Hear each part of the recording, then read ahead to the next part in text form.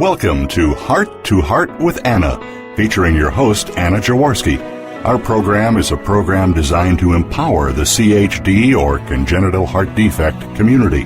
Our program may also help families who have children who are chronically ill by bringing information and encouragement to you in order to become an advocate for your community. Now, here is Anna Jaworski. Welcome to the 5th season of Heart to Heart with Anna. Our theme this season is Miracles Do Happen. And we have a great story today. Many of us in the heart world believe in miracles because our babies are evidence to us that miracles can happen. As if the miracle of birth were not enough to make a person awestruck in our situation, having a baby born with a heart defect, it's even more apparent than ever that each and every child is a miracle. Couple that with many couples' difficulty in conceiving, or a couple who has already experienced the death of a child or a baby, and the miracle of the birth of a child is quite evident. For many of us in the heart world, however, miracles may look a bit different. It may be a choice that we made that took us to a certain place at a certain time to be with the right people who could do something extraordinary. That was the case with today's guest. Our show today, A Twin Miracle, will feature heart mom Kathy Kolodzinski. Kathy is a homeschooling mom to 6 energetic children: Zach, 11, Dominic, 8, Mia, 7, Eli, 3, and Ethan and Lucas, 1-year-old twins.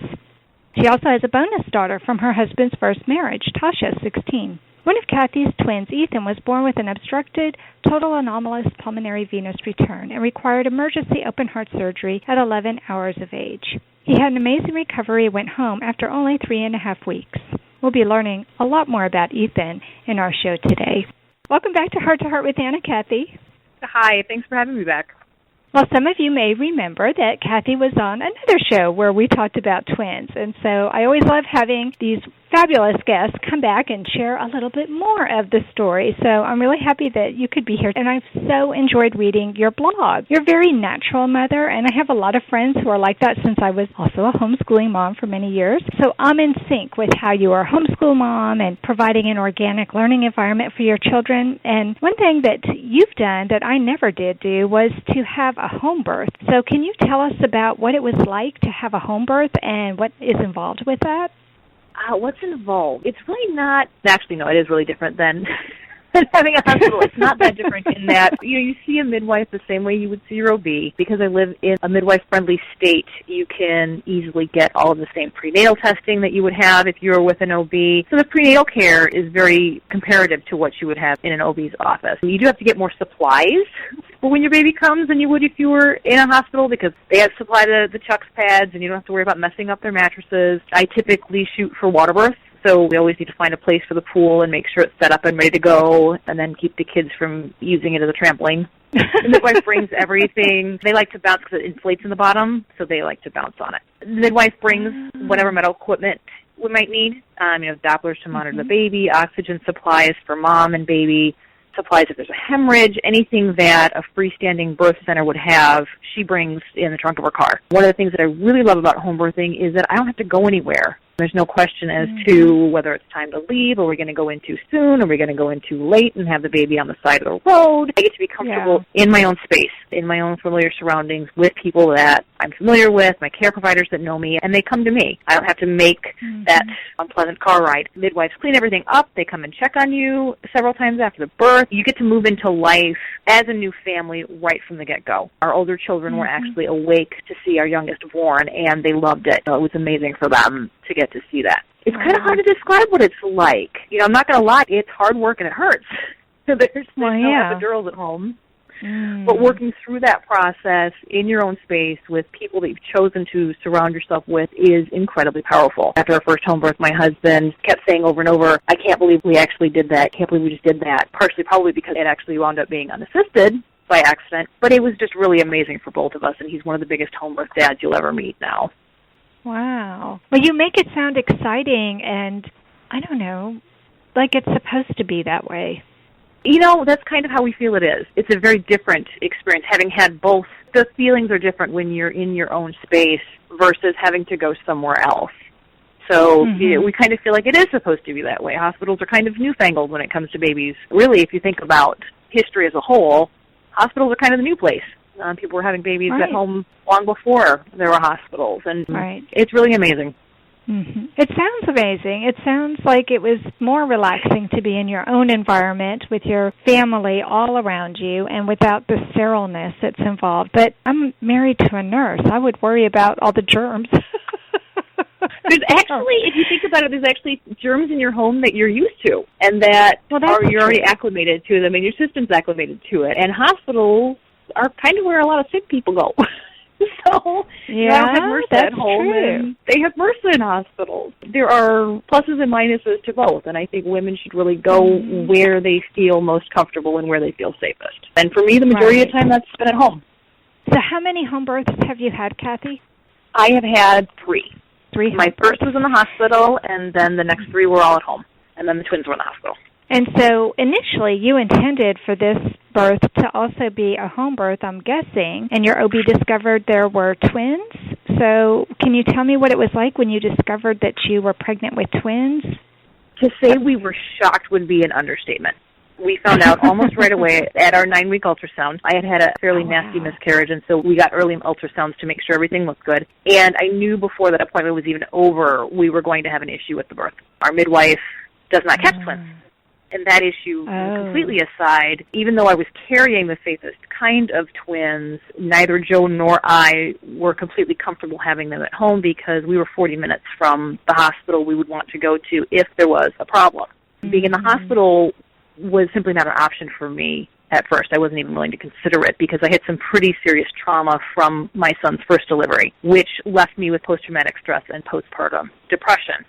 So our focus at first was to stay out of the hospital for the twins. It took about a month for us to get things set to have the babies at a birth center that was closer to the hospital with another midwife who had experience with twins. Unfortunately, a couple of weeks after we kind of got everything set up with her, she backed out on us without any real explanation. We just sent me an email saying that she was no longer available for March. So we were pretty upset. I was devastated because she was really our only option outside of the hospital that we felt comfortable with. So we sort of resigned ourselves to the fact that we were going to have to go in. And I started back into therapy to try to get to the point where I could be in that environment without having that past trauma come up. Because as you alluded to earlier, if you're stressed, it's going to affect how your labor goes.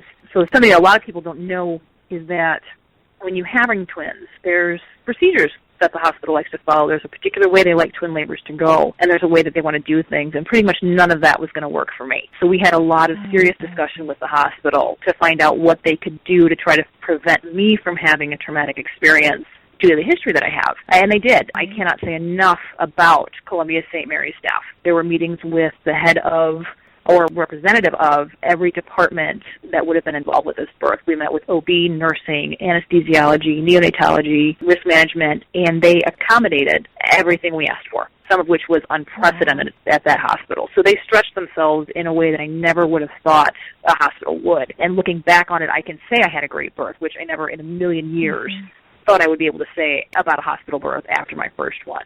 So even not having the home birth, I can still say that it was a good birth because of everything they did. Well, it sounds to me like they really listened to you. They listened to what was important to you, and instead of saying, well, this is the way we've always done it, they paid attention to why it was that you wanted to do things a little differently, and they said, okay. Exactly. And I've been in communication with some of the people at the hospital, and they've said, we remember you. We remember you as a model of what we can do that's different and that we don't always have to do it the same way. And we can look at each case by itself. And so affecting that change there was something that makes me very happy about. Well, that's great, because then this is the way it's supposed to be. It's supposed to be a care team. You're supposed to be part of that care team. And it sounds to me like there was a lot of give and take, and that's what you need to be able to relax, to have a good birth experience. Giving birth is the hardest work a woman ever has to do. I mean, they don't call it labor for nothing. It's really a difficult thing. And knowing that you're going to have 2, and knowing that if there are going to be problems, there are 2 babies plus you. There are 3 patients involved, not just the 2, as if 2 isn't enough. Right. And that it's not uncommon for twins to have some kinds of complications. So I think that this hospital is to be commended, that they really listened to you and wanted you to be part of the care team, and they wanted to make it the best experience they could for you. So, wow, that's the way it should always be. And I think, though, they were probably really impressed, Kathy, that you knew exactly what you wanted. So many moms don't really have a clue. I mean, especially first-time moms, we don't know what we're getting into the very first time we have a baby. We're just hoping that we can really get that thing out of us. Oh, I was like that with my first two. Yeah. Well, and like I had to keep telling them this isn't my first rodeo. I know what works for me, what doesn't. How can we come together and make this work? And they were phenomenal about that. They really were. Yeah. And I'm so appreciative for that. Wow. So it seems, though, that there were certain things that went wrong that in the end turned out to be what was right for you. So can you tell us a little bit more about that? You know, we had all of these hiccups in the process of my pregnancy where we thought we had something set up and then it kind of fell through, and we had to work out and hammer out all of these details. And I'm going to be honest, even with all of the assurances that we had from the staff and all of the planning and all the preparation, I was still not entirely thrilled about being in the hospital because it was still a hospital. It wasn't home. We did not know he had a defect. He was born, and he was born first, and I had him on me for a few minutes, and the cord stopped, and they cut the cord, and I handed him off to my husband, and I had his brother, and they were 7 minutes apart, and I got both of them back on me. I'm looking between the two of them, and I said, he looks really blue. And the nurse said, yeah, he does. We're going to take him over and give him some oxygen. And they took him over to the warmer on the side of the room, and within about 5 minutes of that, the neonatologist came over to me and said, we need to take him upstairs. And so they took him up to the NICU and tried several different things. He had a hole in one lung. He had an air pocket around his left lung, a pneumothorax, and they drained that, and it didn't help. He was still bluish. He was still not oxygenating his blood. And that's when the neonatologist said, I think he has a heart defect. I think I know what it is, and he needs to go to Children's Hospital, Wisconsin. And so he called for a transport when Ethan was 4 hours old. Ethan got over to Children's when he was about 8 hours old, and within 3 hours was in surgery. That was having emergency open heart surgery. So we had no idea. It all happened very fast. And so that was a struggle for us, just trying to keep up with everything. And I think, we talked about how good Columbia St. Mary's was. Had they not been so good at helping me to have a good experience there, I would have had hospital trauma in addition to my child is really sick trauma. And so I was very grateful that that happened. But looking back on it, I realized that because we were already there, it made the transition of him getting into the NICU so much smoother and less chaotic on everybody because we were already there. Transferring him in from home would have been a frantic car ride for everybody involved, and there would have been having to get his history and records and all of this stuff, trying to coordinate it all to get him into the NICU versus him just being able to put in the bassinet and up to the third floor. And I'm looking at the whole picture now. I can see that there's a lot of not onlys.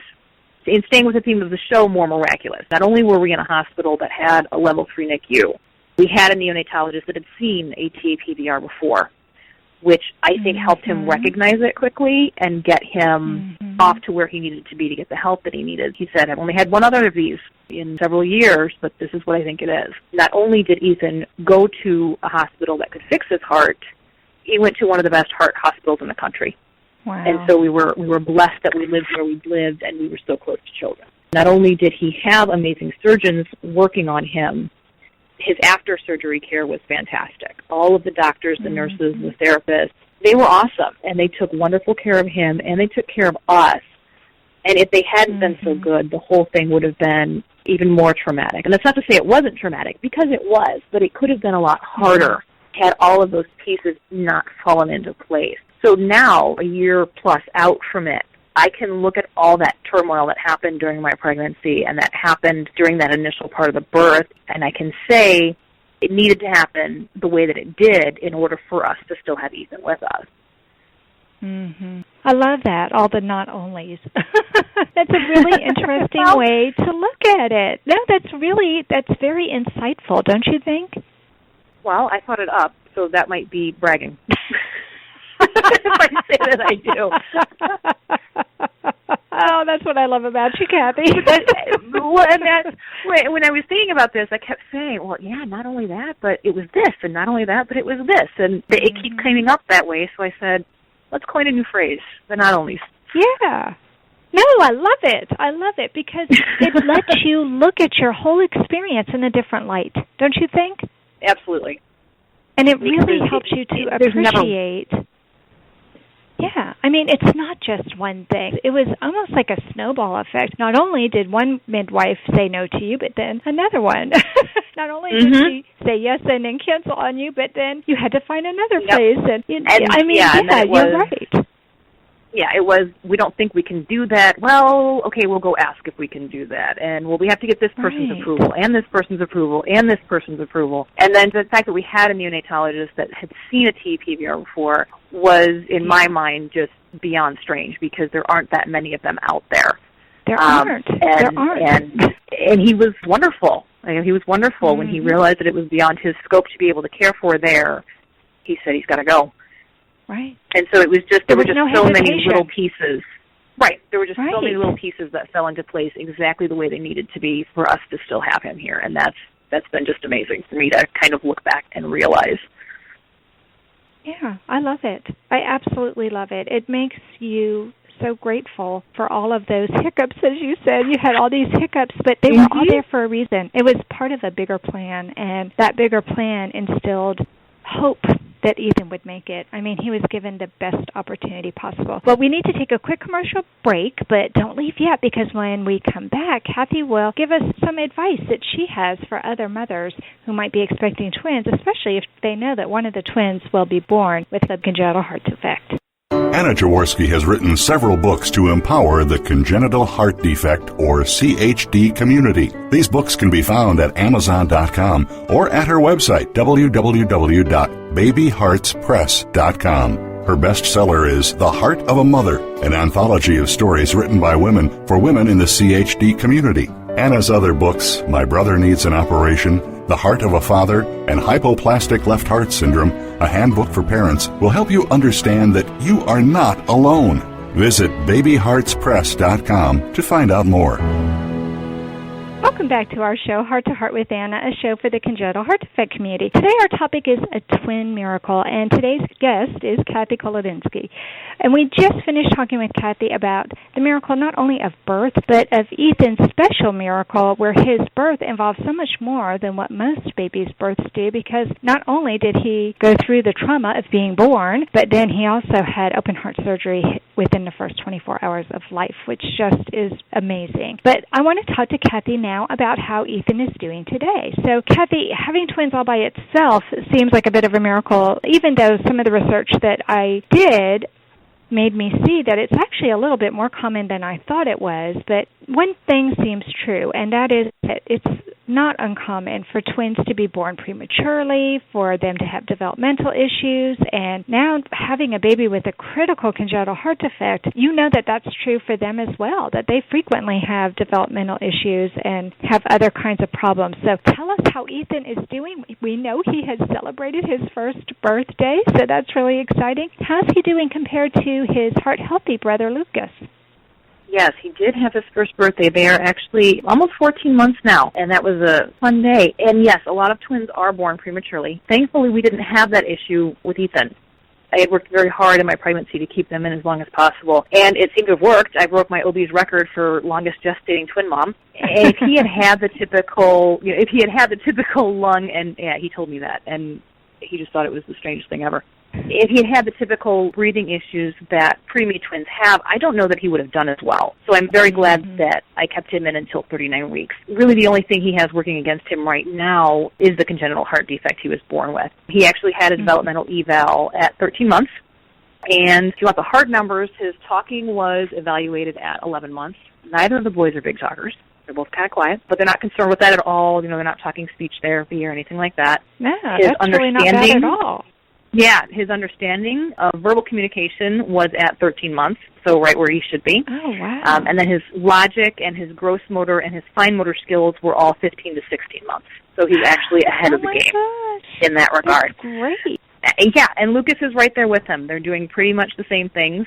Getting there was very different, however. Lucas tends to do the mastery of the gross motor skills first, rolling over, sitting up, crawling. He's the more physical of the two of them, and Ethan tends to be the more contemplative, methodical, thoughtful, going to figure out how this works baby. It's very interesting to see the differences between the two of them, and they're at an age now where they're interacting with each other, and I would honestly raise my hand and say that they were plotting things already. But there are a lot of, they will figure out how to get that clothes basket full of diapers tipped over, and they're little schemers. So it's a lot of fun to see their personalities starting to come out and see their differences. Yeah, that's so neat. And so apparently there's no problem with the twins communicating with each other if they're already scheming and plotting together. Yeah, they do. Some people might argue with me, but I think they do. Well, I've heard that twins sometimes develop their own language. They have twin speak. Have you noticed that yet? They're still really young, but have you noticed where they maybe have their own special words for each other for certain things? If they have special words for each other, it consists of screaming, because it's usually one wants the cabinet door open and the other one wants the cabinet door closed, so they'll both be pushing on it from opposite directions, just kind of yelling at each other. Or one wants the beads in the bucket and the other one wants the beads out of the bucket. So I don't necessarily think we have formed words, but they definitely let each other know their displeasure. Right. It sounds like they're able to get across what it is that they're thinking or wanting. It may not be in a way that makes Mommy happy. Well, this sounds, though, like what probably all moms of twins go through. I'm pretty sure this sounds totally normal. I've had a number of friends who have had twins, and twins actually run in my family, so I was expecting to have twins myself because it skips a generation. So my grandfather was a twin, and his grandfather was a twin, and I was kind of surprised. Both times I got so big, I thought for sure there had to be twins inside of me, but there weren't. It was just a really big singleton. I'm a small woman. But I'm wondering what kind of advice you could offer other mothers of twins. I mean, it seems to me, wow, your OB said that you had the record for keeping the twins in the longest. I know that's one of the problems is that the gestation frequently isn't as long as what they want them to be. So what was your magic secret? One of my midwives said to me, if a twin mom still enjoys food, she's not doing pregnancy right. And she wasn't kidding. I hated food by the time I was about 3 months pregnant. Nutrition I'm not saying that it always does, because there's a lot of other factors that can go into a mom when she's carrying 2 babies versus 1. But nutrition can play a big part in how long those babies stay in. So research that. Get information on protein intake, vitamin C, taking iron. Those are the things that I did. I ate large quantities of protein. I took a vitamin C supplement that had bioflavonoids in it, and I took a food-based iron supplement. And I drank lots of water, lots and lots of water. And I carried them to 39 weeks. And I know a number of friends that have had twins, and they all had the same midwives I did and carried their babies past the typical time slot when my OB would have expected them to come. You already had other children. It's not like you were laying home flat on your back. You were a very active mother. Right. Probably more active than most moms. Yeah, we actually wound up moving into a new house the day I went into labor with them, packing, and I didn't have the ability to be slowed down. I had too much to do. Yeah. I mean, when you told me your story, I was just amazed at everything that you were doing, all of the children that you were homeschooling and taking care of while you were pregnant with twins, and the fact that you were able to keep them to 39 weeks, that's pretty amazing. And who would think that the one thing that you point to is nutrition? I mean, that's pretty phenomenal to me, because that's something that we can control. So, wow. But we need to take another quick commercial break, and then when we come back, we're only going to have about a minute or two left, but I would really love to talk to Kathy a little bit more about Ethan's heart defect, total anomalous pulmonary venous return, because that is something that we don't get to talk about very much. So we'll be back in just a moment. Anna Jaworski has spoken around the world at congenital heart defect events, and she is available as a keynote or guest speaker for your event. Go to hearttoheartwithanna.com to learn more about booking Anna for your event. You can also find out more about the radio program, keep up to date with CHD resources and information about advocacy groups, as well as read Anna's weekly blog. Anna wants you to stay well connected and participate in the CHD community. Visit hearttoheartwithanna.com today.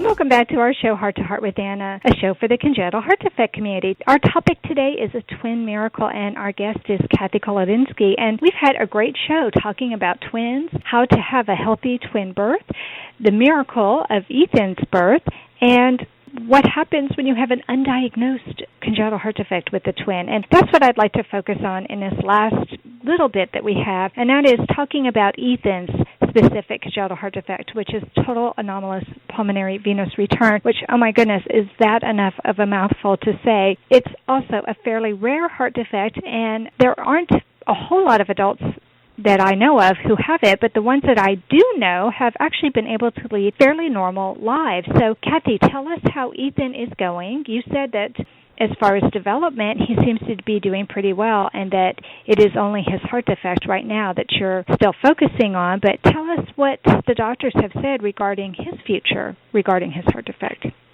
He had an echocardiogram. Ironically, it was exactly a year to the day from when he had his surgery, so that was kind of an emotional day for us, and it could not have looked better. His cardiologist said if you showed it to someone who didn't know his history, they would think they were looking at a normal heart. CAPVRs are a rare defect, and that they're only about 1% of congenital heart defects, but they have some of the best outcomes. His odds of ever needing another surgery are a little tough to nail down because there aren't enough babies with only TPVRs to have a good enough sample size, because it's usually seen in conjunction with other defects, and the long-term data isn't really there yet for the surgical technique that they used on him. They used something called a sutureless repair, but for all the babies with this defect, including kids with additional defects, the estimate for him ever needing another surgery is 2 to 4%, which are really great odds. We've been told that he should live a totally normal life. We don't have to treat him any differently than we treat his twin brother, so that's pretty much what we plan to do. That's wonderful. That's such great news, and it's such a different outcome than you might have expected, having given birth, looking at a blue baby, being told that he had to be whisked to the NICU, only to have to be whisked to another hospital so far away from you. I'm sure that your heart was in your throat. I'm sure that you were so afraid of what the future would hold for your baby, but wow, I mean, you can't get much better prognosis than what you just told me. No, you can't, and I feel incredibly blessed in that we were so lucky to get where we are. There's a lot of heart parents that don't get to be where I am, and it's a strange place to be where your heart baby kind of isn't a heart baby anymore, and so I kind of struggle with that a little bit.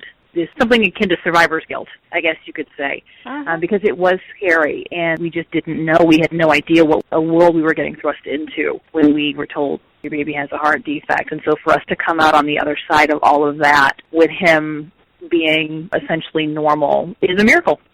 It is a miracle, and that's why I wanted you on the show today, because I thought you had such a beautiful story. Thank you so much for sharing that story with us today, Kathy. Thank you so much for giving me the chance to share it.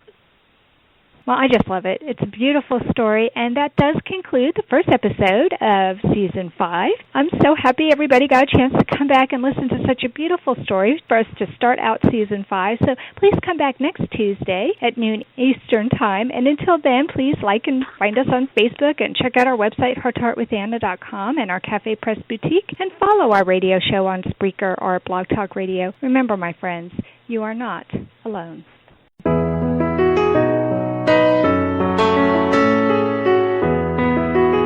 Thank you again for joining us this week. We hope you've been inspired and empowered to become an advocate for the congenital heart defect community. Heart to Heart with Anna, with your host Anna Jaworski, can be heard every Tuesday at 12 noon Eastern Time. We'll talk again next week.